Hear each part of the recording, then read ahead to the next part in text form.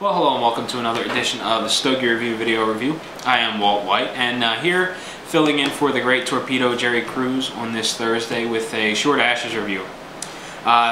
Before Jerry's Petite Corona arrives, he's got a bunch of work stuff scheduled for work, and everything's sort of catching up with him as the time is drawing nearer, and he hasn't had nearly as much free time as he would have liked. So he asked me to step in and fill in for him on this Thursday. So here we go. I got a request just recently on YouTube asking me if I would smoke the Casa Magna and do a review of it. And actually, this little video is going to kill two birds at one stone. One, it's going to do a short Ashes review on a cigar that we've covered before, and secondly, it is going to cover a first impressions review because I've never had one before. I know it may seem a little strange, you know, the Cigar Aficionado Cigar of the Year, and I haven't had one. And the reason for that is the success of the cigar. After the Casa Magna was, actually, you know what, let me go into that after I look over the cigar real quick. This way I can tell you the little bit of a side story while I'm cutting and lighting my cigar, and it'll just be easier that way. So, first and foremost, the color is really dark. It's nice and dark. It's got a reddish hue to it. Just looking over the seam, which I pay a lot of attention to for one reason or another, it looks pretty clean, nice and straight. The cap is a little sloppy. It's lifting in spots. It doesn't look like it's quite big enough to roll down the shoulder, and as a result, it's lifting in spots that it really doesn't roll. If that makes a whole lot of sense to you. I'll see if I can get you in on the cap a little closer. Maybe that glare will help it. But aesthetically, it looks pretty good, with the exception of the cap. It looks like it was a little hasty being put on. I've got a tiny little hole in one of the vein lines, but it doesn't look to be too bad. No cracks. No splits, no visual defects except for the one tiny little hole. It looks like I may have a second tiny little hole. Neither of the holes that I saw go completely through to the binder. They're just through the top wrap, and you can see the next wrap below it.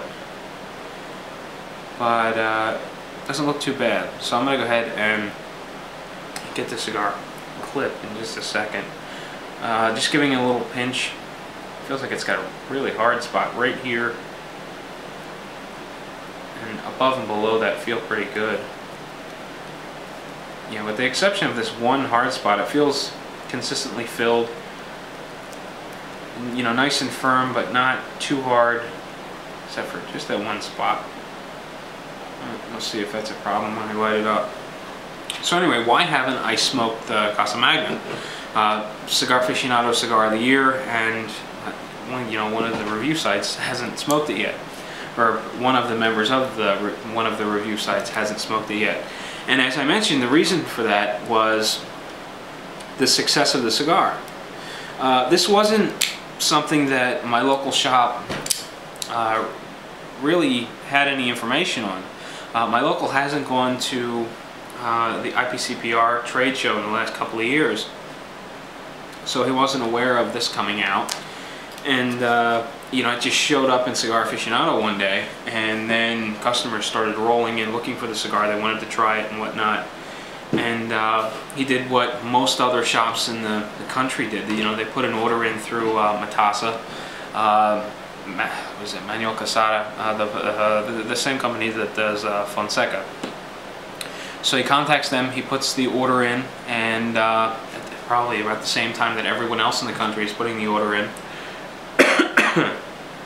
Now, Kensington is relatively small compared to a lot of these other shops that you hear talked about a lot, like Serious Cigars, Tech Cigars, things like that. So his order is a few boxes. It's not anything really substantial, and it gets back ordered on him. And it's not for a couple of months until the cigars come in, but his few boxes come in. They get put out on the shelf. I guess I got there the day, probably the day after they arrived. A big portion of that box was kind of picked clean, and I grabbed 2 and was just planning on picking up some more the next time I was in. I grabbed a handful of cigars. I don't remember exactly what they were, but 2 of them were the Casa. You know what? No, it wasn't 2. It was 1. I only grabbed 1. I generally grab 2, and then the following week, if I like the cigar and I want to do a review of it, or I should say, if the cigar was smokable, I grab 2 to 4 more to do the review on. In this case, I grabbed 1 for whatever reason, and I planned on buying some more the following week. Well, when I came in the following week, they were sold out, and there were no more to buy. So I had 1, and I was planning on doing like a first impressions review of it, but it just kind of got put on the back burner until now. So here we go.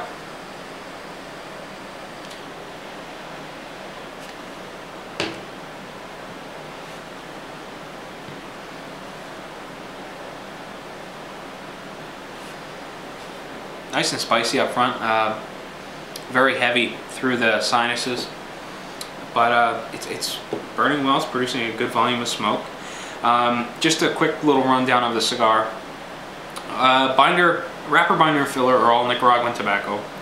These are handmade in Esteli, Nicaragua, and this is the Robusto size, and that is 5.5 by 52. So there you go.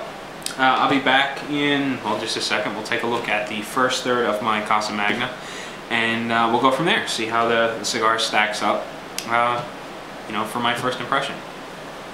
Alright, well, welcome back. I'm working on the first third of my Casa Magna Robusto, and I've got a little bit of a problem. The cigar went out, and it's not because I was just ignoring it. Actually, I've been having a little bit of trouble getting a solid supply of smoke out of it, and as a result, that lack of smoke just seems to have let the cigar go out. I've got a little bit of wavy burn going on, and generally I would just touch this right up, but I figured I might as well throw the camera back on and just talk a little bit before I touched up the cigar and continued. I think my letter's running out of fluid. At any rate, initially there was plenty of smoke.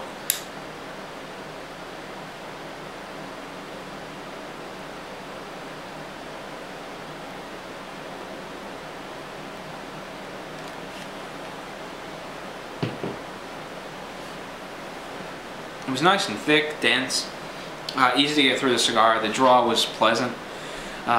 There was a little stiffness to it, but it was right along the lines of where I liked it. I didn't feel like I was working to get anything out of the cigar, and at the same time it wasn't loose or felt as though I was smoking too fast. In this case, I don't know, it's right in the groove of where I typically like the draw of my cigars to be. The burn line is a little funky. It's a little heavy in spots, and as the cigar burns down a little bit further, the smoke volume has reduced a little bit, and as a result, I seem to be getting less smoke, and in turn, the cigar just seems to be burning a little less, and it ultimately went out. In terms of body, I think this is a nice full-bodied cigar at this point. Not like over the top full, like some of the new Cane cigars or the La Flor Dominicana Double Ajero. This is more the lower end of the full spectrum, I guess is the best way to put it. In terms of finish, it's nice and spicy. I get that nice Nicaraguan zing out of it. And what I mean by that is there just seems to be a common spice or zinginess to the flavor of Nicaraguan tobacco, and it's very apparent in this stick. And actually, I'd be enjoying it quite a bit more if I could actually get it to burn. But I seem to be having a little bit of trouble in that department, especially right now.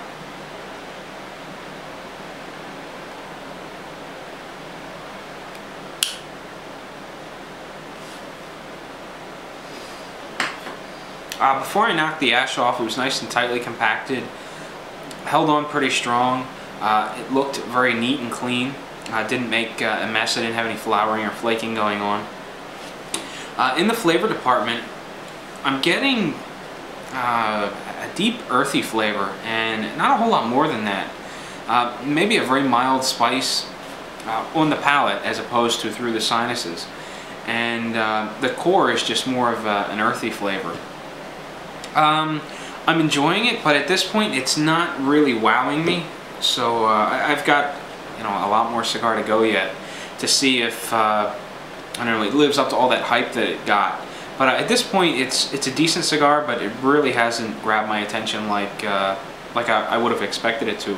And I've heard that a lot about the cigar. So my expectation, I didn't set my expectations too high, expecting a $6 cigar of the year to knock my socks off. I went into it with an open mind, hearing both sides of, you know, hearing arguments on both sides of the fence and how great it was, and on the other end how it had no business on being cigar of the year. So I'm going into this with an open mind and just curious to see where it goes. So sit tight, I'll be back in just a second. We'll take a look at the second third of my Casa Magna, and let's hope it stays lit and I can keep on smoking it. So sit tight, I'll be right back.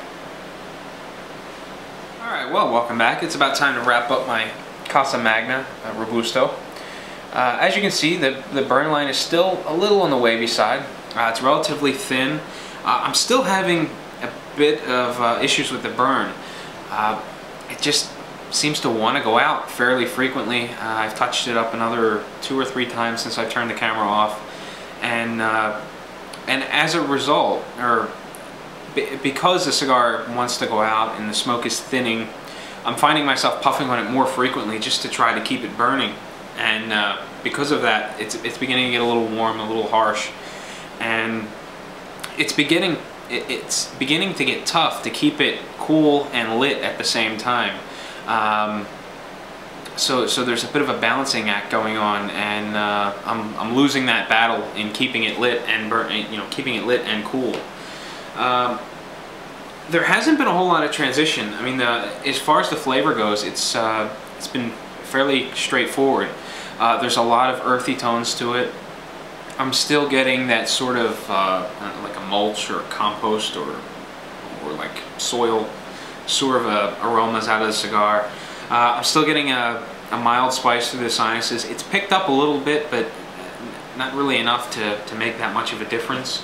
I really like that spicy component that you get out of Nicaraguan tobacco. I like, I don't know, that tingly sensation you get through the sinuses, or that spicy sensation. It's one of the things that I really enjoy most about Nicaraguan cigars. The finish is pretty smooth. It's not really heavy on the palate. It lingers, I don't know, 30 seconds to a minute, and then you're left feeling clean and ready to go for another puff. Just sort of running down the characteristics of the cigar in my mind. I'm not really coming up with anything new. It's been pretty consistent for the most part. So I guess the next logical step is just to go into my overall opinion. And you know, I'm still kind of middle of the road. I don't think this is cigar of the year.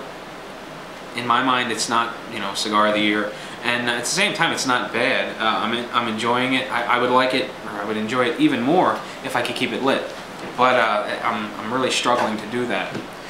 At a $6 price point, I think it's a fair price to ask. I think it would be even better if I could keep the cigar lit. It's not overly humid either.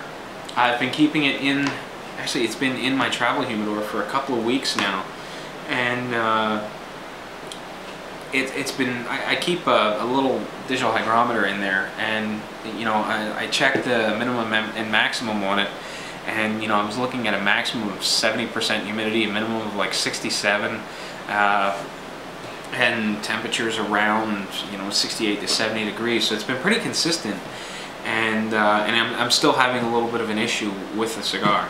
So you know, if they came off a back order and were available in my local shop again, I'd probably pick up another 1 or 2 along the lines. I don't know that I would seek them out and go, you know, rushing off to find one.